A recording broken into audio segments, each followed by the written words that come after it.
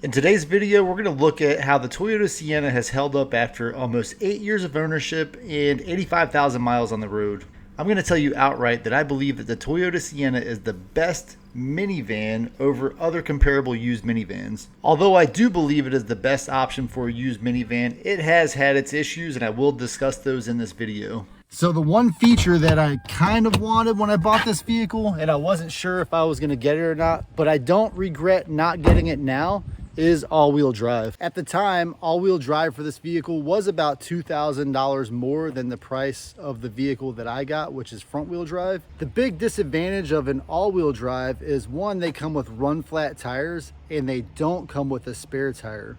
The run-flat tires they have a much shorter service life. And so I'm currently only on my third set of tires, but if I was going with those run flats, I believe they only last about 10,000 miles per set. At $1,000 for a set of tires, I don't think I'd want to be replacing them every 10,000 miles. This Sienna rolled off the dealership lot in late 2013, and I later purchased it used in 2015 with 22,000 miles on it. Before my ownership, this was a fleet vehicle and had been in one front-end collision where the airbags did not deploy. While purchasing through a high-volume retailer, I overlooked some cosmetic issues with the repairs until after acquiring it. The hood alignment is off by just enough that if somebody is paying attention, they will notice it. Additionally, there is some paint overspray in places that could have been prevented. The sliding door system on the Toyota Sienna has had two issues since I owned it.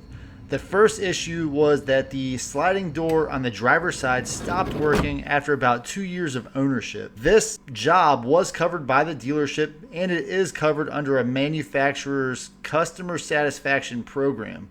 The second issue that I've had with this door is that the latches that retain the door closed have started to wear out. So there's a rubber coating on the latches that when it wears out, it allows just enough of a gap so that if I accelerate and decelerate, I hear a soft thumping sound as the door kind of shifts back and forth in its place. The most disappointing part about this maintenance concern is that I have replaced these latches at approximately 50,000 miles, and now with almost 85,000 miles, the problem has started to surface again. The final exterior issue with the Toyota Sienna is with its windshield. This is a very large windshield and it is easy to break. This one has been broken and has been replaced, and the trim does not seem as tight as it was before the replacement job.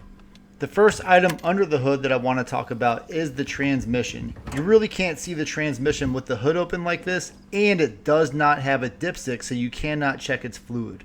I have towed approximately 8,000 miles with a fully loaded trailer, sometimes actually getting right up to the limit of the gross vehicle weight rating. And with that amount of towing, I have also changed the transmission fluid 2 times. To change the transmission fluid is kind of complicated because there is no dipstick and you have to get the transmission to the correct temperature and measure the level with the bottom open. It's super complicated. There are some good videos about that on YouTube, but the point is, for a vehicle with such a reliability rating, it should have a dipstick so you can at least get that peace of mind of what is the level in the transmission. In addition to that, I am skeptical of Toyota's guidance on replacing the transmission fluid. They claim that the transmission fluid is a lifetime fluid, but if you are towing, you should inspect it. This concerns me because even if you are not towing, perhaps you are in the desert or someplace where you're going up and down mountains frequently, you could be doing just as much wear and tear on the transmission as someone who is towing frequently. I estimate that the total maintenance cost for this vehicle has been approximately $3,000 over its life. This included 12 oil changes, a recent brake pad change all around, 1 replacement battery, and now I'm on the 3rd set of tires. Other than operator error issues, the exterior of this vehicle has held up exceptionally well. The factory paint is not peeling anywhere and the trims are tight wherever they are within the vehicle. So now I'm going to show you inside of the Toyota Sienna some issues that I've had over the last 6 years, and under the Sienna, one big issue that I've had that I've remedied with an aftermarket part.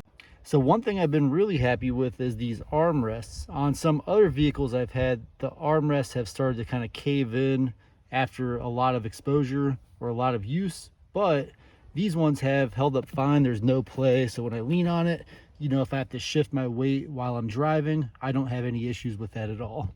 The all auto window switches are still all fully functional, as well as the lockout, the lock and unlock buttons still work, no problems at all. The coin holder here still works, again, with no issues. I should probably organize those coins, but I don't really use them as much as I would have in the past.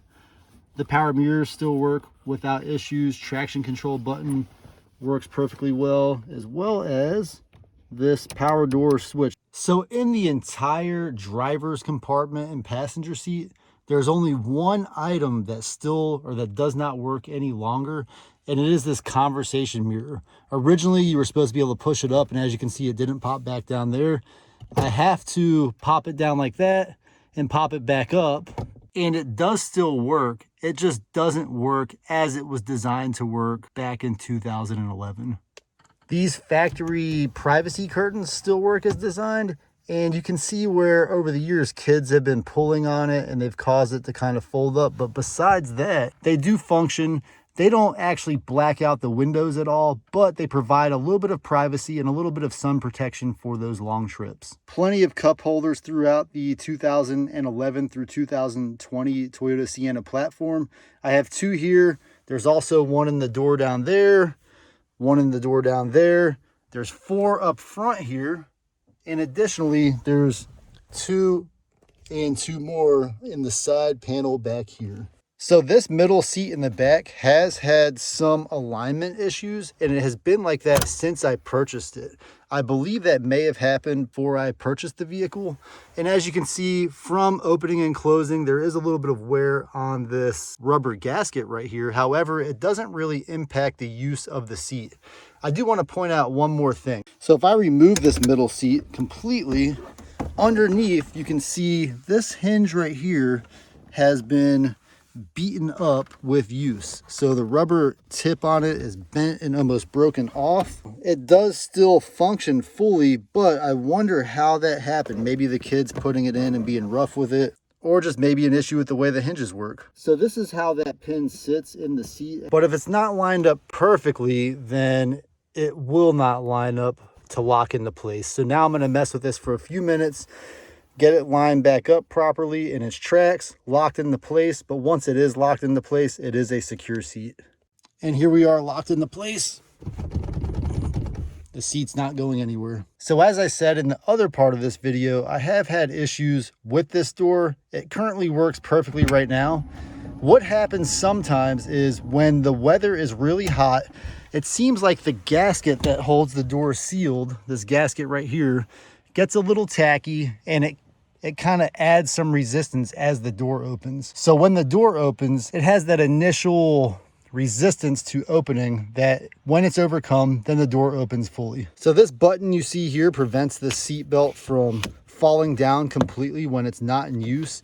I did have to replace this at one point. They were actually never there when I owned the vehicle or purchased the vehicle, but I added them later, and that just helps so when the kids do jump in the back seats of the van, they're not searching for that seatbelt adapter all the way down here in the vehicle. So one interior component that has not held up to the abuse is this back armrest cover. At some point this broke off. Luckily, when it is in place, you know, it doesn't rattle around, it doesn't make any noise, and it doesn't bother me. It just goes there. And for the most part, I never use this thing unless I have my van in camper configuration. And then I just put stuff like flashlights in there. The HVAC controls are all fully functional. I almost never use this rear control panel. I pretty much always use the front control panel. And the reason is, with my children, they're not necessarily focused on what the temperature is. They will just say, hey, I'm hot or I'm cold, and then I'll manage the temperature from the front. So even in 2014, we did have the 3-zone climate control. So we have like the driver's side, we have the rear, and then we have the passenger side. One thing I do notice, if the driver wants it on like 75 degrees because they're cold, and the passenger wants it on like 65 degrees, in the end, I think the interior temperature of the vehicle does kind of balance to that midpoint somewhere around 70, and the two zones will actually compete with one another. So it's not a huge deal, but it is something. If you do have at least this old of a tri-zone climate control, it is something that maybe at this point was still kind of gimmicky. So all of the panels in the trunk have held up well to the use over the years. I will show you inside of the jack compartment where I have a couple of items stored. So in the jack compartment, I do keep a tire repair kit. So in here I have a plastic bag. In this plastic bag, as you can see, I've had to repair plenty of tires. And so I keep an extra set of tire repair gear. So you clean the hole out with this, you put one of these on and you push it through, seals up the tire pretty good. And sometimes I need this to pull maybe a nail or a screw out of the back tire. The second thing that I have back here is the hose to fill up my air shocks. So that is one of the issues that I've had with the Sienna, is when it is fully loaded, before I installed these aftermarket airbags, the back of the Sienna would bottom out, even with only like 200 or 300 pounds. If I hit a bump, for example, with my tow hitch, it would drag. But by adding these airbags, this thing can be pretty much as stiff as I want it to be when I'm towing or I have the vehicle fully loaded. So in my everyday travels, I do carry jumper cables. I have a small toolbox here. If you're doing anything more than with a small amount of tools like this on your Toyota Sienna, you're probably having a bad day.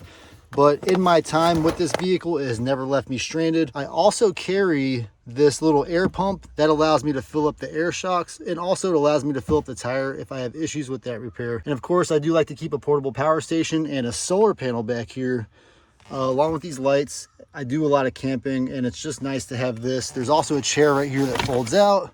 Just a little bit of comfort items that I need for a quick camping trip.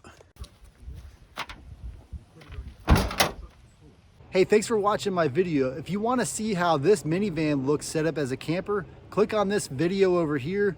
If you're feeling lucky, click on the video down here. And if you haven't subscribed, be sure to click the subscribe button right here, and I'll see you on my next adventure.